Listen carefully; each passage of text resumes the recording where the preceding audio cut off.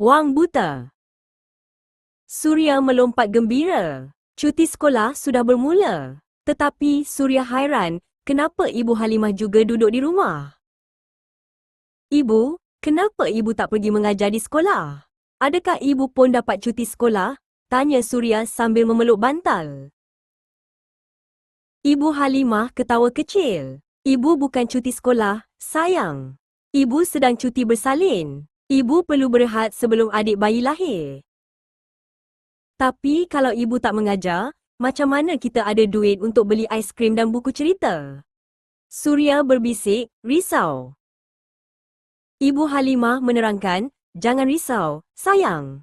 Walaupun ibu berehat, kerajaan beri sedikit duit setiap bulan untuk membantu ibu dan ayah. Ayah panggil duit itu, wang buta. Ia seperti hadiah kecil kerana ibu perlu menjaga diri, tambah Ibu Halimah. Surya mengangguk faham. Duit itu datang sendiri walaupun ibu sedang berehat. Hebatnya, wang buta, ini. Maksud wang buta, wang yang diberikan secara berkala, biasanya bulanan, oleh majikan atau kerajaan kepada seseorang yang sedang bercuti sah dan tidak bekerja pada waktu tersebut. Contoh ayat, Puan Zaitun mendapat wang buta apabila dia mengambil cuti sakit yang panjang.